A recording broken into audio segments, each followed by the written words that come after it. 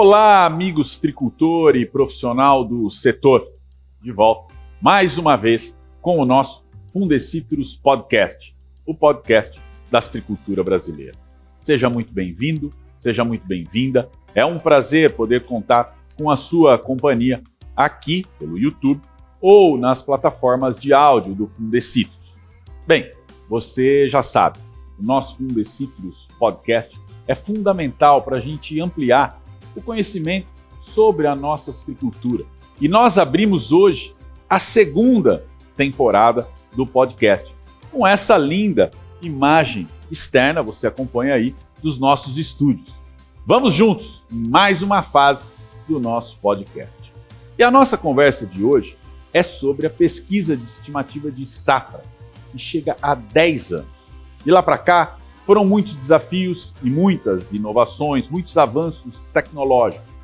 Mas uma coisa não mudou: o compromisso ano a ano de todos os envolvidos em entregar a melhor, mais apurada estimativa da safra de laranja para todos os citricultores e para o mundo. Nós vamos saber sobre os números da estimativa da safra 2024-2025. Nesse ano, a PES trouxe um importante estudo que quantifica a fauna silvestre do cinturão citrícola. E no total, foram 314 espécies identificadas.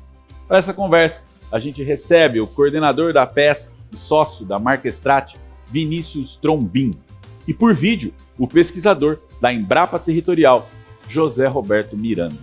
Vinícius, seja muito bem-vindo. José Roberto Miranda, seja muito bem-vindo. Obrigado a presença de vocês.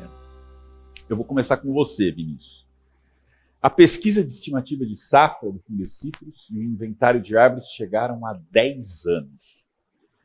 Nesse tempo, muitas evoluções, e a PES ela assume um papel estratégico na citricultura. O que a PES significa, Vinícius? Bom, Rodrigo, a PES significa um divisor de águas na citricultura. Ela pôs fim a uma série de dados conflitantes que existiam e muitas vezes com erros que causavam especulação nos mercados de suco de laranja internacional, tanto na Bolsa de Nova York quanto nos mercados físicos da Europa e da Ásia. Tá. Por isso, há 10 anos, o Fundecitrus, em conjunto com a Mark Strat e professores da USP e da Unesp, apoiados por um comitê técnico, decidiu desenvolver um método científico para dimensionar a área de laranjas, a área produtiva, e também a produção esperada para a safra. E esse método, ao longo desses 10 anos, ele vem passando por uma série de aperfeiçoamentos. Um ponto alto desses aperfeiçoamentos é a estimativa que a gente faz, que nós começamos a fazer há um tempo atrás, nas replantas produtivas. O que são replantas? As replantas produtivas já são árvores adultas, que foram plantadas posteriormente à formação do talhão. Por elas serem mais jovens do que o próprio talhão, elas ficam sombreadas pelas árvores mais velhas e elas também competem de forma desigual com essas árvores, por nutrientes e água. Por isso, essas replantas produtivas, elas produzem cerca de 30% a menos do que uma planta em que todas as árvores são daquela mesma idade. Perfeito. Se não fosse esse nível de detalhamento que a gente atingiu com a metodologia, a estimativa de produção ela seria de 2 a 3% maior do que realmente ela acontece, do que realmente ela é. E aí, então, Rodrigo, todos os anos a gente traz aperfeiçoamentos. O aperfeiçoamento deste ano é a plataforma online que a gente inaugurou, que qualquer pessoa interessada nos dados que são divulgados pode entrar no Fundecitrus, na página do Fundecitrus, e acessar essa plataforma de uma forma interativa, online, dinâmica. E é mais um passo que a gente dá à democratização, a facilitar o acesso aos dados da pesquisa de estimativa de safra. Então, a PES significa informação confiável, com transparência, para embasar a tomada de decisão. Muito bem, uma ferramenta, sem dúvida, extremamente importante. Vamos falar um pouco da safra desse ano. A estimativa é de 232,38 milhões de caixas de laranja. Esse volume projetado, na comparação com a temporada passada, Vinícius, ela é menor em 24,36%, quase 25% menor. Do ano passado encerrou em 307,22 milhões. Vinícius, o que eu peço é para você fazer uma análise dessa safra, destacando, elencando quais foram os fatores responsáveis por essa queda. O principal fator foi o clima. Nós tivemos uma condição desfavorável, com pouca chuva e altas temperaturas no período de florescimento no ano passado. O pico do primeiro florescimento foi em agosto, na segunda quinzena de agosto do ano passado, mas um mês depois foi observada a primeira onda de calor no cinturão citrícola. Então, num período de mais de 10 dias, as temperaturas, na média desses 10 dias, chegaram a 37 graus, com um recorde de temperatura na região de Votuporanga, onde os termômetros marcaram 42 graus. Quanto mais ao norte, mais fortes foram as temperaturas, quente, né? E pior foi a evapotranspiração. Depois a gente teve um segundo florescimento, seguido por outra onda de calor, um terceiro florescimento, seguido por uma terceira onda de calor. Com isso, esses frutos que estavam se desenvolvendo nas árvores caíram uma boa parte deles. Tá. As chuvas de janeiro, fevereiro, ajudaram a ter um quarto florescimento. Só que o pegamento desse florescimento ainda é comprometido por conta das condições climáticas que a gente está observando nesse momento. Ainda com poucas chuvas e temperaturas altas. Bem altas. Sim. Então, nós tivemos uma múltipla florada nessa safra, né? Foram 4. 4 floradas. E essa sucessiva queda de frutinhos que estava se desenvolvendo resultou em um baixo número de frutos por árvore. Tá. Com esse número menor de frutos por árvore, provavelmente nós vamos ter um crescimento maior da laranja. Perfeito. Por conta de ter menos frutos na árvore, as laranjas ganham peso, crescem mais. E o último fator que está influenciando é a continuidade de taxa alta de queda de frutos prematuros. Tá. Ela está estimada em 18,5%. É alta para uma safra pequena, né? E a gente já observa essa queda acontecendo principalmente nas árvores com greener. A gente tem que lembrar também que esse principal florescimento dessa safra, ele aconteceu em agosto do ano passado. Se a gente comparar com o primeiro florescimento da safra anterior, ele aconteceu em outubro e novembro. Quer dizer que essas laranjas já estão com 2 meses adiantados em relação ao primeiro florescimento, da primeira florada da safra anterior. E essas temperaturas tão altas também aceleraram o processo de maturação. Com isso, a gente já observa queda nos talhões de laranja. Então, a gente está observando, principalmente, né, nas plantas com greening, né, por bicho-furão, mosca das frutas, isso tudo tem já provocado queda de fruta nessa safra. Muito bem. Ô Vinícius, pulando para a questão aí da produtividade por setor, nós temos um destaque aí que é o Sudoeste. Mas eu queria que você falasse do Sudoeste e também das características aí da safra nas demais regiões, fizesse esses apontamentos. Sim, o Sudoeste foi a região que é a única região em que a gente percebeu nessa safra, a partir das derriças, né, um aumento do número de frutos por árvore. Então, isso aconteceu tanto na região de Itapetininga quanto na região de Avaré. Comparando com a safra passada. Comparando a safra passada. Então, no Sudoeste é esperado a maior produtividade do cinturão citrícola. Quanto? 979 caixas por hectare. Já no Noroeste, onde foram observadas as maiores temperaturas, nas regiões de Votuporanga e Rio Preto, a produtividade por hectare não deve chegar nem à metade desse valor. Bem, como eu havia anunciado no começo, quem está com a gente aqui é o José Roberto Miranda, pesquisador da Embrapa Territorial, gentilmente aceitou nosso convite mais uma vez. Muito obrigado pela participação, de estar aqui conosco. O Beto Miranda, ele foi o coordenador do levantamento da fauna silvestre presente no nosso Parque Citrícola.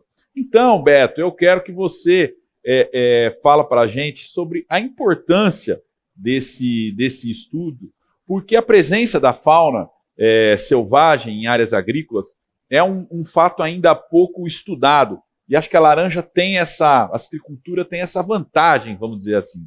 Então, eu queria que você contasse desse estudo, desse trabalho. Muito obrigado em tê-lo aqui com a gente. Obrigado, o prazer é meu, agradeço o convite, né?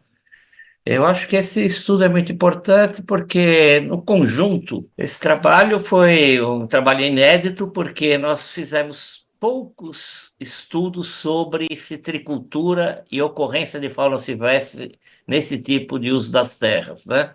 Tá. O segmento agrícola é muito pouco estudado em termos de ocorrência de fauna silvestre, riqueza, biodiversidade, etc. Né? É um pouco triste saber disso, porque o segmento do agro, em geral, né, ele contribui muito para a conservação da vida de fauna silvestre e contribui com políticas públicas conservacionistas, né? Sem que seja uma obrigação, mas ele vem contribuindo, porque tem áreas que ele protege, tem a área da lavoura, cada vez mais a tecnologia permite uma convivência da fauna silvestre com a área ocupada pela agricultura. Sim. Então, a gente tem pouca informação sobre isso. Mas esse trabalho foi muito interessante porque nós fizemos levantamentos exaustivos ao longo de um ano em 5 áreas pilotos, né? 5 fazendas foram estudadas. E esse trabalho, primeiramente, nós mapeamos através de imagens de satélite o uso das terras, digamos assim, os grandes ambientes que estavam disponíveis ali para a fauna, né? Que é um mosaico, na verdade, né, de situações oferecidas à fauna. Tem animais que gostam de todas, outros animais gostam mais de algumas. Então é necessário a gente fazer esse estudo que mapeia, né, os diferentes grandes ambientes. Correto. E os resultados foram bastante satisfatórios, né? Nós tivemos aí acima de 300 espécies de vertebrados ao longo dessas campanhas. Os levantamentos poderiam ainda ter continuidade até, mas nós já ficamos bastante satisfeitos com o que nós conseguimos detectar e identificar em termos de povoamento faunístico nesse tipo de situação do cinturão citrícola, né? Seria mais interessante, claro, que a gente ampliasse esses estudos ao longo do ano sobre o cinturão mesmo em outras áreas piloto, porque seguramente haveria um ganho maior de espécies. Esse número, qual que é a sua avaliação desse número? Esse número é bom? Esse número é ótimo? Esse número, 314 espécies nessas áreas pilotos, é uma amostragem boa? Como é que é?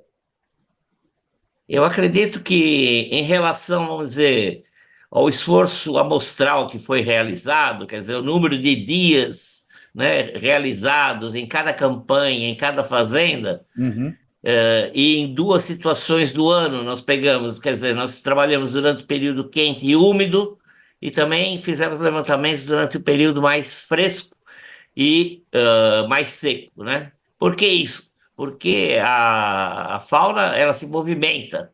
E existem muitas espécies migratórias que ocorrem somente durante um período ali em determinados locais. Então, foi necessário usar essa estratégia de amostras temporais, né? Mas eu acho que esse número é bastante satisfatório em relação ao esforço que nós realizamos. Como eu disse, a gente poderia ampliar ainda um pouco esse esforço, porque tudo indica que nós teríamos ainda um ganho muito grande em espécies.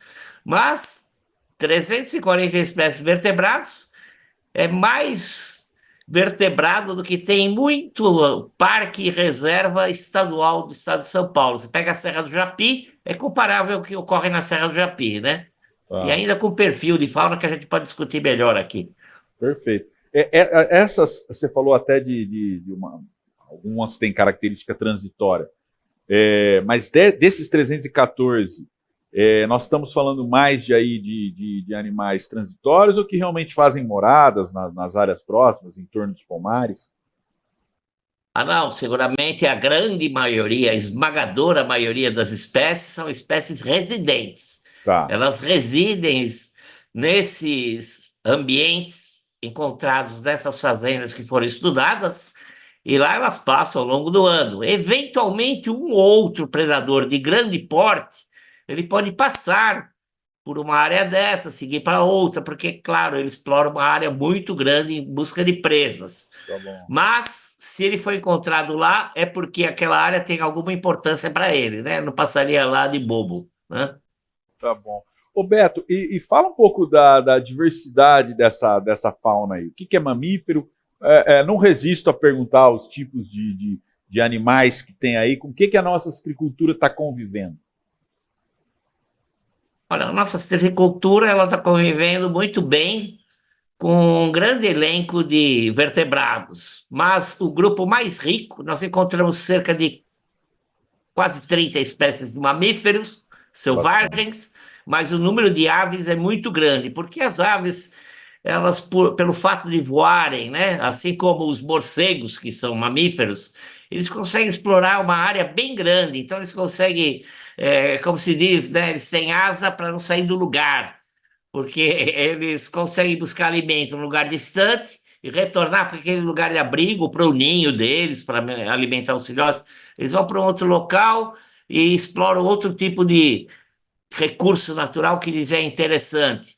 Então, eu diria que as aves é um grupo bem sucedido já em termos de natureza, né? Mas também o número é impressionante, porque 268 espécies de aves não se encontram em qualquer lugar, não, viu? Inclusive, a gente pode dizer que nesse elenco aí todo de mamíferos e aves, nós temos ocorrência de espécies que são indicadoras de uma boa qualidade ambiental. Então, a gente Quais, pode por dizer que esse exemplo? convívio.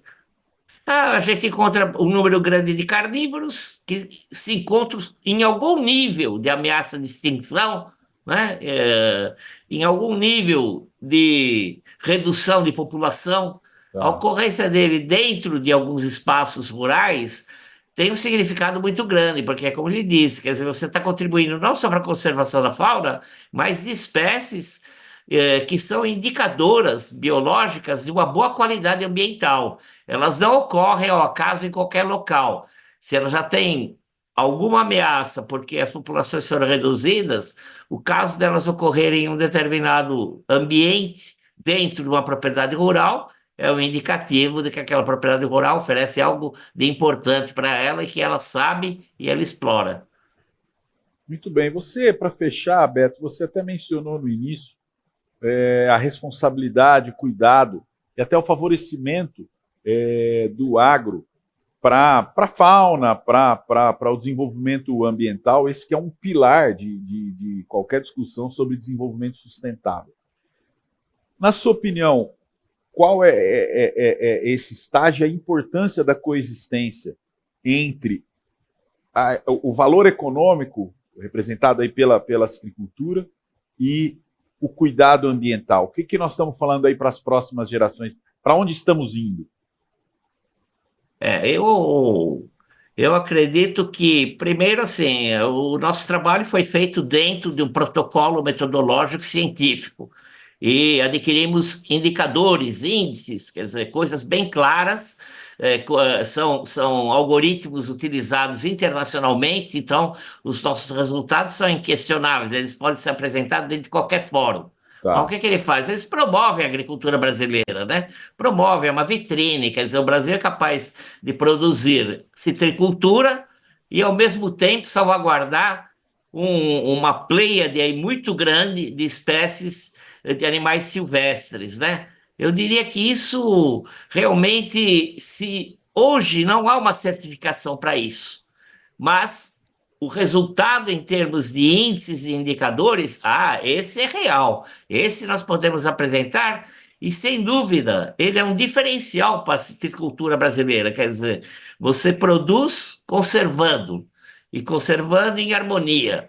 E assim nós temos aí uma série de espécies, como eu disse, ameaçadas de extinção, inclusive uma espécie que se chama araquã guarda-faca, que é um parente do jacus, que é uma ave muito ameaçada, só ocorria dentro do estado de São Paulo, ela teve uma diminuição de habitat muito grande, foi considerada extinta de 1957 até 2011, foi reencontrada em 2011, e para nossa felicidade, ela estava presente em uma das fazendas, inclusive nós a fotografamos.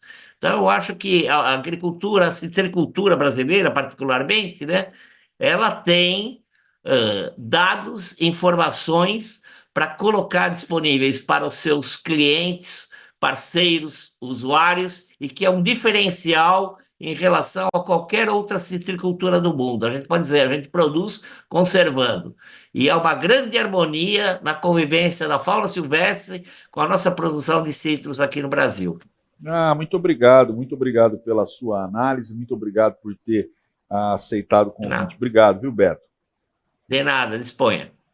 Muito bem. Lembrando, vou lembrar aqui que no ano passado, também com a Embrapa Territorial, a citricultura fez um estudo de levantar o estoque de carbono, em que se chega a um número de 36 milhões de toneladas de carbono estocadas. Então, vem se mostrando uma atividade preocupada justamente com isso que o Beto está falando, em produzir e conservar. Produzir e conservar. Tem a questão das abelhas, né? Os números com apicultura também são extraordinários. Acho que esse é o caminho do desenvolvimento sustentável. Vinícius, para a gente encerrar, você está liderando aí um projeto de extrema seriedade, de extrema relevância para a citricultura, isso impacta o mercado global, abre portas, porque para se chegar à safra você tem que fazer muitos estudos que permitem conexão, por exemplo, com a Embrapa para se fazer o levantamento de carbono e da própria fauna. Então eu queria que você fizesse um resumo final aí desses 10 anos de PES, para a gente fechar o programa de hoje. Rodrigo, antes de encerrar, eu gostaria de só comentar um pouquinho desse trabalho que foi feito pela Embrapa. Importante. Isso tudo começou quando nós aqui do Fundecitrus, usando o inventário de árvores, né, o que você disse, né, de existir uma oportunidade aí, porque todas as fazendas tinham sido mapeadas pelo Fundecitrus.